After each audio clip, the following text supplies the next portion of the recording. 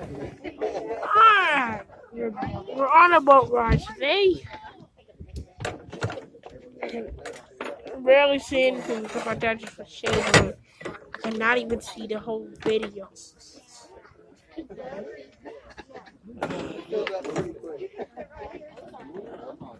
Okay, everybody, welcome aboard. I'm Kelly, your tour guide. Bill is our captain. We are a Coast Guard certified vessel. That means they come inspect our boats yearly. And this is our mandatory life jacket demonstration.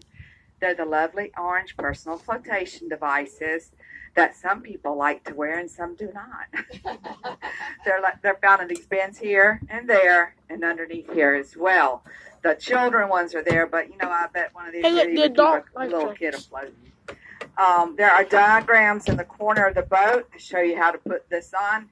The hole goes on over your head, strap wraps around your body, and hooks on the D-ring in the front.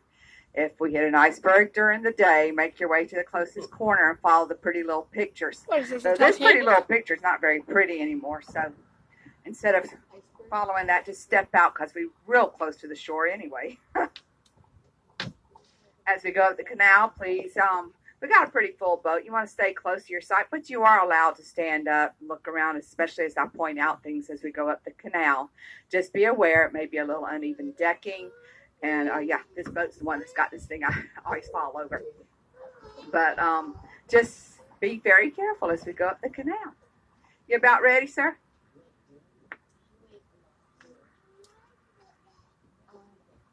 Here's our captain today. Okay, get ready.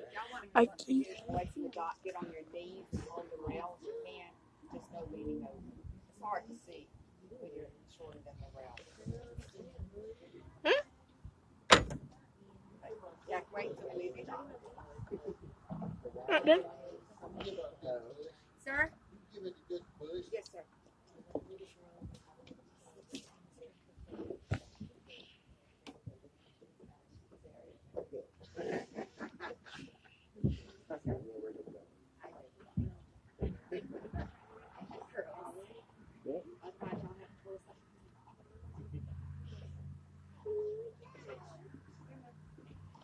We just moved by simple push.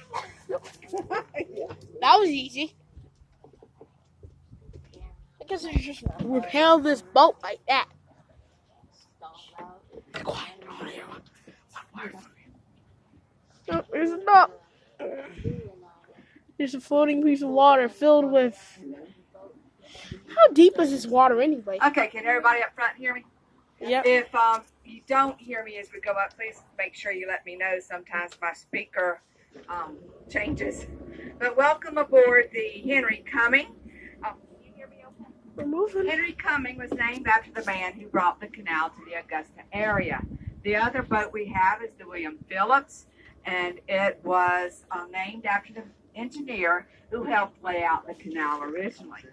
When they first dug the canal, it was dug by hand, mostly by slave labor. There were some free blacks and Irish immigrants, but the slaves were the ones that dug most of the canal.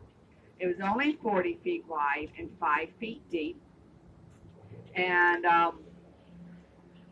in the 1870s, they did a grand enlargement, and by then it was 150 feet wide in most places and 11 to 15 feet deep.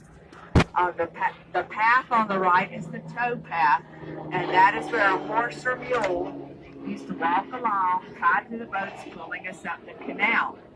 The original 15th Street Bridge was a wooden structure called the High Bridge, and it was high on the right-hand side so the horse or mule could walk underneath towing the boats.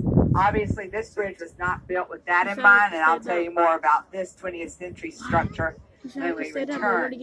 But if you notice to the far left of the bridge, there's a pile of boulders. That pile of boulders is a memorial to a young Irish immigrant named Dennis Cahill. Dennis was working on the old High Bridge in 1902 when a little 10-year-old girl was walking across and fell into the canal. He had saved several people before and was a strong swimmer, so Dennis jumped in, swam to her, and sadly, they both drowned. So they built that memorial to him in 1902. And on St. Patrick's Day, they place a wreath on it to remember his selfless act. And yes, it was on there this last year. Now, you know, Georgia was the last of the English colonies established, and that was in 1733. In 1736, a party of settlers came up the Savannah River and stopped here on the edge of the coastal plain to build Fort Augusta. Fort Augusta,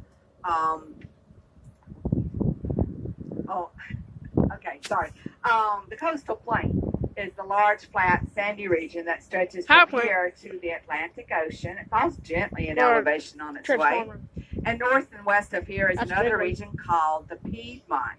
The Piedmont is very different from the flat, sandy coastal plain. It is hilly, it has heavy soil, clay, rock, and it climbs in elevation until it gets to the Appalachians. In between the two is what makes the canal work. That is the fall line. The fall line is the land between the Piedmont and the coastal plain, where the land and the water fall from the Piedmont to the coastal plain. About 7 miles ahead of us, the canal starts in the Piedmont region of Georgia. At that point, the canal and the Savannah River, where we get most of our water, are at about the same elevation. As it comes into town, the canal drops 2 feet, but the Savannah River drops 52 feet in elevation. That's because